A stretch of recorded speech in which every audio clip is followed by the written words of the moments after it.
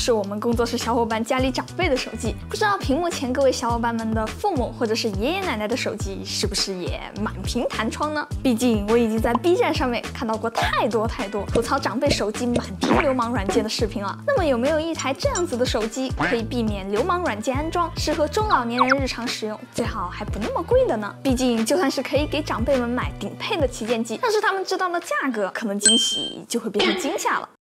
小伙伴们觉得什么手机比较合适呢？是安卓之光小米，还是长辈挚爱华为呢？哎，你还别说，当时我的脑海里第一个出现的其实就是库存可行的骄傲 iPhone SE 3。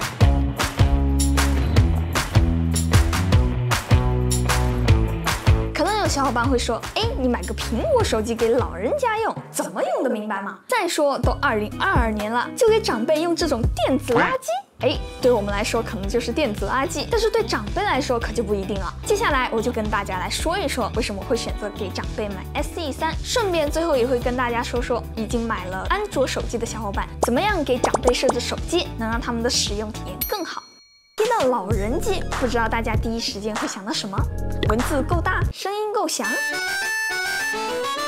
其实去年电信终端产业协会就已经规定了手机的适老化应该怎么做，比如说这个地理围栏的功能就可以防止长辈走丢，又或者说是这个紧急呼叫联系人，在长辈们遇到危险的时候，可以用实体按键来拨打紧急联系人的电话，这些功能都是强制加载到每一台手机里面的。别看这些功能好像平时用不到的样子，但一旦被用上的时候呢，往往就关系着长辈们的生命安全。除此之外，包括屏幕、图标、语音、文字，手机里面的方方面面都安排得明白。像文字大小这个大家经常提到的地方，这份要求就规定了不应该小于印刷4号字体。这里呢，我也特意打印了一个4号字体，来给大家看看到底有多大。怎么样，和你们想象中一样吗？但是这些文件定义的仅仅是最基础的底线，老人能用，但并不一定好用。就比如说，根据我过去一段时间对家里长辈们的观察和经验大字体、大音量对他们来说确实是很重要，但更重要的还是简单。这里的简单是指平时使用上面的简单，开始的设置可以花里胡哨，抽出1天时间来给他们设置一下手机当然不是问题，但平时的使用一定要干干净净、清清爽爽。不知道小伙伴们有没有遇到过突然上不了网啦，或者是这个东西怎么又不见啦，又弹出来什么东西啦，广告太多关不掉啦，这种乱七八糟的情况。更糟糕的是，长辈们往往不知道怎么去描述这些问题，远程指导就整个非常麻烦。哎，这个时候苹果那自我陶醉的封闭系统就好使起来了。就是因为封闭，因为严格的限制和审查，让长辈们不会像在安卓系统上一样，一不小心就下载到那些毒瘤软件。虽然设置起来比较繁琐，但是其实是一次性的操作，长辈们会不会注册 ID、设置系统完全不重要，只要他们会用就足够了。拿到新手机之后，注册好苹果账户，把 ID 和密码记住，不用告诉长辈们，这样就不用担心他们下载奇奇怪怪的付费软件和被骗充值了。其实很多时候，长辈们遇到的问题，主要都是手机里面会出现一些奇奇怪怪的软件，就像视频开头那样，满屏弹窗的流氓软件，让他们手足无措。记笔记时间。这时候在设置里面打开屏幕使用时间，在内容和隐私访问限制里点这个，选择不允许。这时候回到桌面，你就会发现应用商店不见了，打开 B 站也不能用手机开通大会员。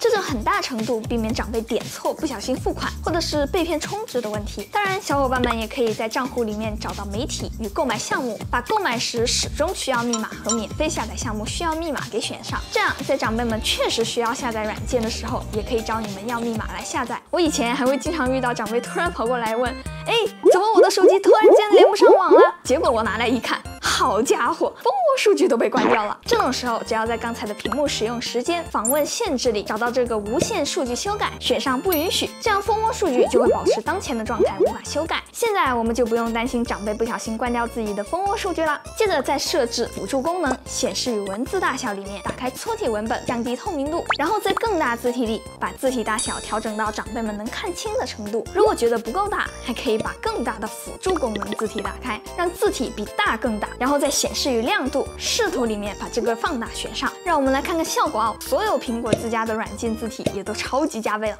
但是像小而美这样子的软件就还是小而美，好在软件设置里面也可以单独把这个字体放大，再配合上关怀模式和听文字消息。一键3连了吗？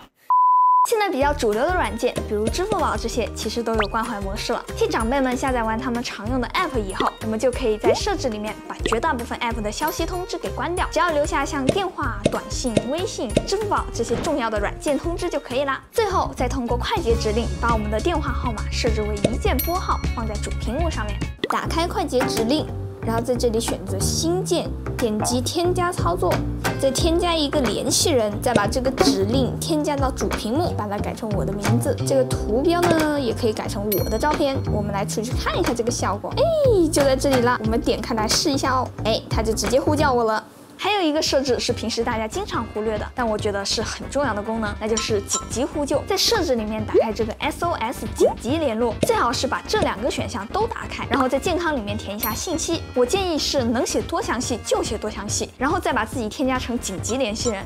当然，联系人最好也是可以多添加几个。接下来最重要的就是教会长辈们在出现意外的时候使用这个紧急联络。如果恰好你还给他们买了一个 Apple Watch， 就可以把这个摔倒检测给打开。这样，如果长辈摔倒了 ，Apple Watch 就会问他是不是摔倒了。假设遇到了最极端的情况，长辈的身体已经完全动不了了，1分钟之后，手表就会响起报警声，同时开始30秒的倒计时。如果30秒的报警声没有被周围的人听到，那它就会自动拨打急救电话，告诉120长辈现在摔倒了，以及他们现在的经度、纬度坐标。接着 Apple Watch 还会自动向你发送一条消息，告诉你的长辈可能摔倒了。当然，苹果自己也说了，有时候可能会出现错误的识别，比如说没有摔倒，但是手表误认为是摔倒了。但我认为这种关乎生命的情况，宁愿是个乌龙，也不能错过。说了这么久的苹果，那如果小伙伴们是已经给长辈们买了安卓或者是鸿蒙的手机，那么这些设置也能让他们更轻松的使用手机。其实绝大部分的手机都可以开启极简模式，也可能叫长辈模式。打开之后呢，系统就会优化一下界面布局和图标，让手机更加适合长辈使用。其中我认为极简模式最好用的就是 vivo 的简易桌面，这界面一瞬间就让我想起了 Windows 上的磁贴，滑到最左还可以设置一键拨号。不过不知道为什么 vivo 的简易桌面居然没有内置在系统里面，明明就是一个官方软件，居然还需要单独再从这个应用商店里面下载，这就离谱好吧？打开极简之后，除了 OPPO 之外，其他各家还可以再打开纯净模式，这样就限制了软件只能从官方应用商店下载，很好的避免长辈不小心按到广告界面之后遇到这样子的场景。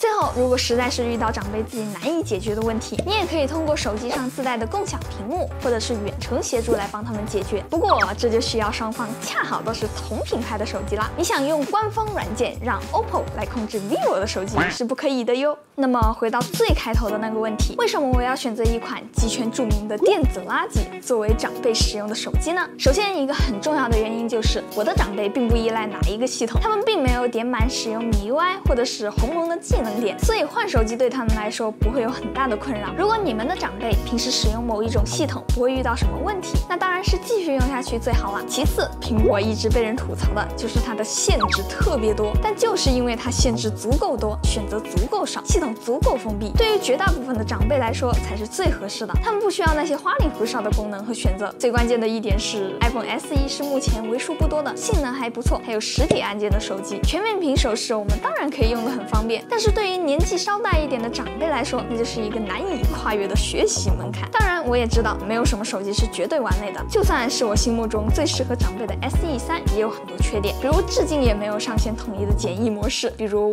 完全混乱的返回逻辑，再比如说不能锁定桌面布局。如果说在几年前老人还可以完全不用智能手机，那么在现在这个连出门去超市买个鸡蛋都要看健康码的情况下，几乎所有人都离不开手机。人们总说科技改变生活，但科技在改变年轻人生活的同时，不应该把那些曾经年轻现在年老的他们给落下。今天你为老人做的所有的一切，也都是为未来的自己所做的一切。好了，那么以上就是本期视频的所有内容啦。如果这期视频对你还有你的长辈有所帮助的话，记得给我点赞3连关注哦，这对我来说非常重要。那我是 Tilly， 咱们下期再见吧，拜拜。